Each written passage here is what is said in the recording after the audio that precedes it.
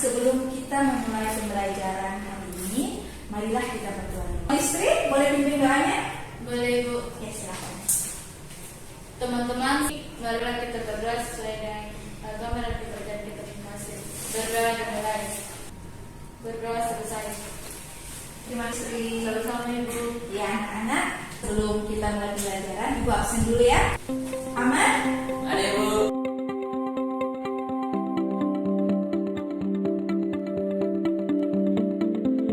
Nah, sekarang Ibu mau tanya dulu nih sebelum kita mulai. Kalian sudah makan belum? Sudah, Bu.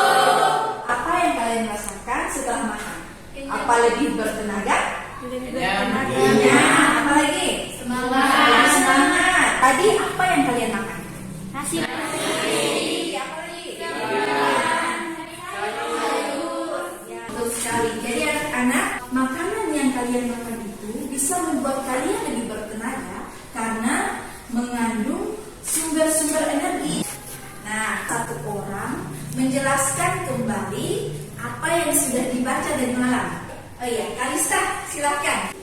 Yang saya baca semalam tentang ketahanan pangan nasional, yaitu kondisi terpenuhinya pangan bagi negara baik jumlah maupun mutunya, aman, beragam, bergizi, merata, dan terjangkau.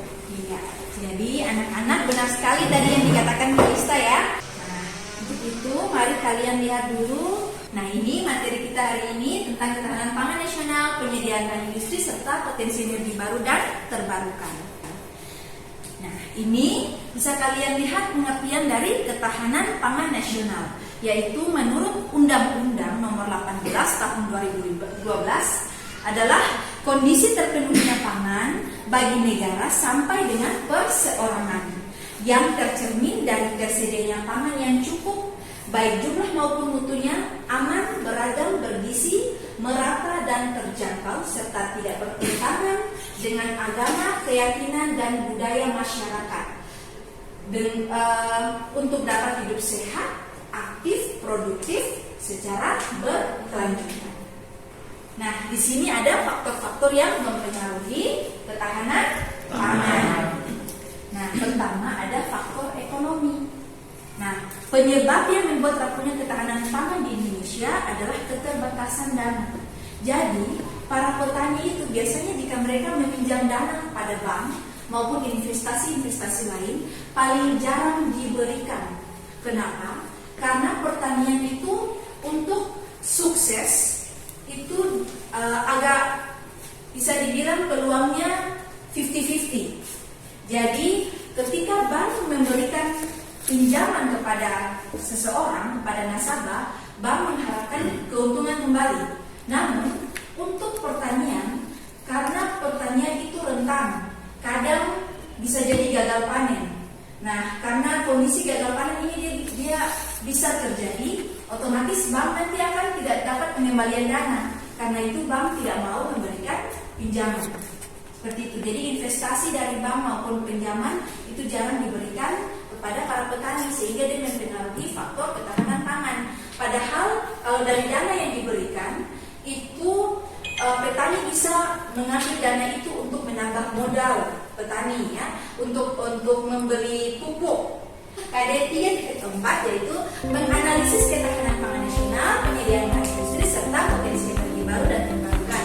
Indikatornya memahami pengertian ketahanan pangan nasional, penyediaan bahan industri serta potensi energi baru dan terbarukan, dan menganalisis ketahanan pangan bagi negara. Nah, tujuan pembelajaran kita hari ini yaitu setelah mengamati tayangan video yang nanti akan diberikan, kalian bisa mengidentifikasi masalah yang terjadi. Kemudian kalian nanti berdiskusi untuk dapat menganalisis permasalahan tersebut. Lalu kalian mencari informasi dari berbagai sumber dan dapat membuat laporan hasil analisis kalian. Lalu melalui diskusi kelompok kalian bisa mengkomunikasikan atau mempresentasikan hasil dari analisis kalian. Dan terakhir kalian dapat membuat kesimpulan dan mendapatkan solusi dari permasalahan. Siapa anak-anak ya? Nah, ini ada video yang akan dibutuhkan. Kalian simak baik-baik karena video ini akan kalian identifikasi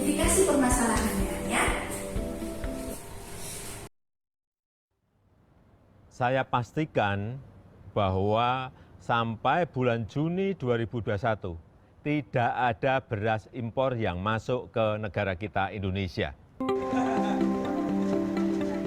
Pernyataan Presiden Joko Widodo yang menegaskan bahwa pemerintah tidak akan mengimpor beras hingga pertengahan tahun ini mengakhiri polemik rencana impor beras yang bergulir usai Menteri Perdagangan Muhammad Lutfi menyebut impor beras perlu dilakukan untuk menjaga stok beras nasional dan menstabilkan harga pada 15 Maret lalu.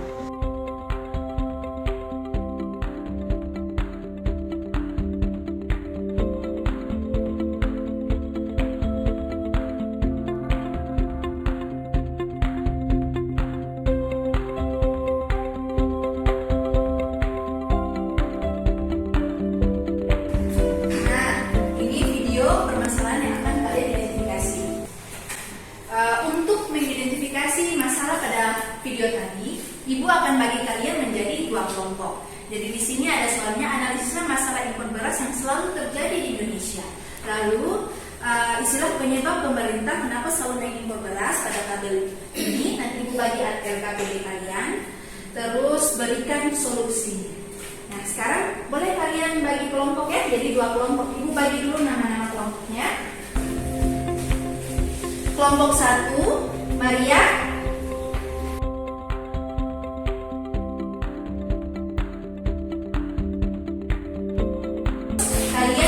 Penyebab masalah impor beras ini bisa melalui materi ajar yang sudah Ibu kirimkan atau dari buku maupun YouTube, Google, silahkan kalian cari saja.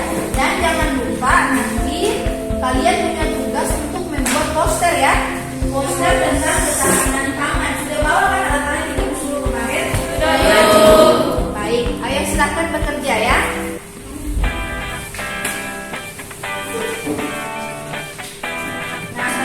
Kerja itu sambil menilai nih keaktifan kalian nih. Ya silakan.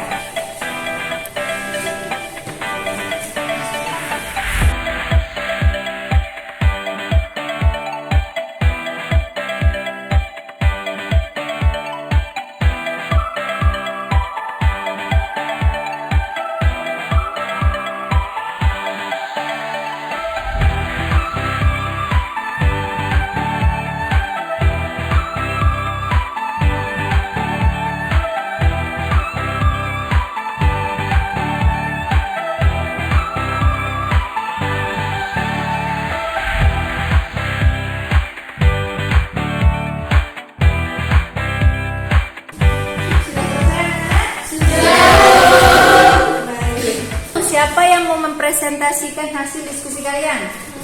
Ya, silakan Maria. Baik, Assalamualaikum warahmatullahi wabarakatuh. Waalaikumsalam warahmatullahi wabarakatuh. Saya akan membacakan hasil analisis kami.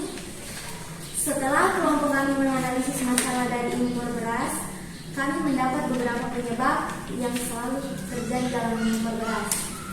Penyebab yang pertama adalah terdapat oknum-oknum yang sering mendalangi kegiatan impor beras dengan alasan impor beras lebih gampang ketimbang memperbaiki kualitas pangan dalam negeri.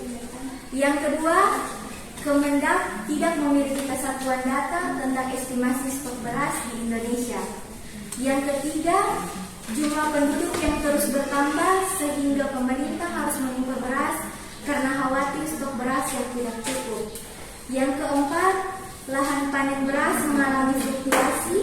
Pada awal tahun 2018, luas panen meningkat karena awal tahun biasanya adalah musim hujan, sehingga waktu tanam optimal bagi penanam tumbuhan padi. Namun pada Oktober sampai Desember, lahan panen merosot. Kemudian, kami mendapat beberapa solusi untuk kegiatan impor beras ini. Solusi yang pertama, meningkatkan produktivitas pada petani agar dapat menghasilkan lebih banyak jumlah produksi yang berkualitas. Yang kedua, perlu adanya kesesuaian data antara instansi pemerintah sehingga stok beras dapat diketahui pasti. Data diambil dari BPS. Yang ketiga, melakukan perluasan area tanah. Dan yang keempat, membuat kebijakan mengenai area tanah dan area tempat tinggal, di mana area tanah tidak perlu lagi penduduk karena pengaruh pertumbuhan penduduk yang makin tinggi. Sekian dari kelompok 1. Assalamualaikum warahmatullahi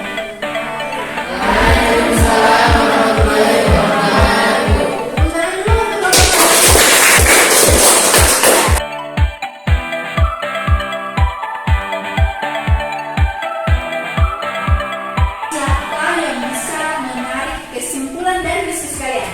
Saya Bu, kegiatan impor beras yang dilakukan pemerintah karena ada beberapa penyebabnya, antara lain jumlah penduduk yang semakin bertambah, petani yang kurang teredukasi tentang iklim dan cuaca maupun kegunaan lahan pertanian. Baik, terima kasih Wahyuni. Tepuk tangan dulu. Ada dua kelompok sudah bekerja dengan baik mencari tahu penyebab maupun solusi dari permasalahan yang sudah diberikan. Karena itu, Ibu akan berikan kalian tambahan 5 poin untuk menilai kalian pada materi ini. Saya dulu.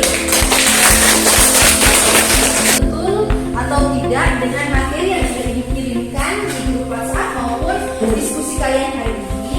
Jadi, Ibu minta kalian untuk mengerjakan soal evaluasi.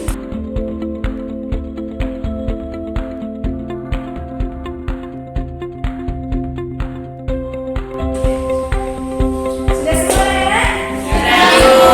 Oke, bagus sekali. Nah, Ibu bisa cek langsung di sini, ada yang benar semua, ada yang benar 4, benar 3.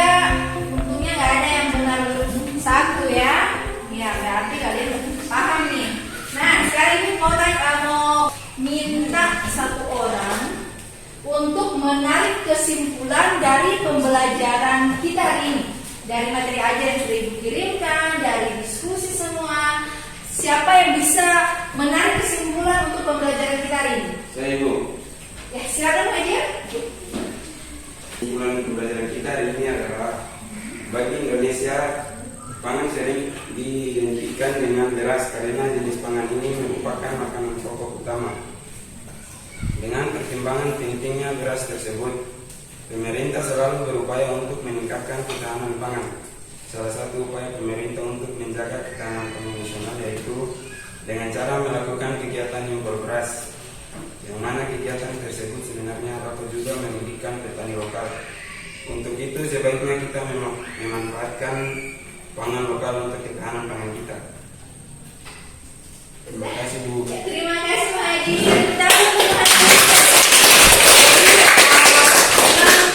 Kesimpulan yang diberikan Pak Haji tadi memang betul sekali anak-anak. Nah, dengan tadi kesimpulan yang sudah diberikan Pak Haji, terakhir hari ini kelas kita juga berakhir sampai di sini. Untuk pertemuan berikut materinya yaitu tentang potensi dan persebaran sumber daya pertanian, perkebunan, perikanan, dan peternakan. Nanti materinya Ibu kirimkan juga di grup kelas kita ya. Untuk menutup pembelajaran hari ini, Ibu minta satu orang untuk berdoa penutup. Saya Bu. Ya, silakan Amar, silakan berdoa ya. Teman-teman, sebelum kita mengakhiri pembelajaran kita pada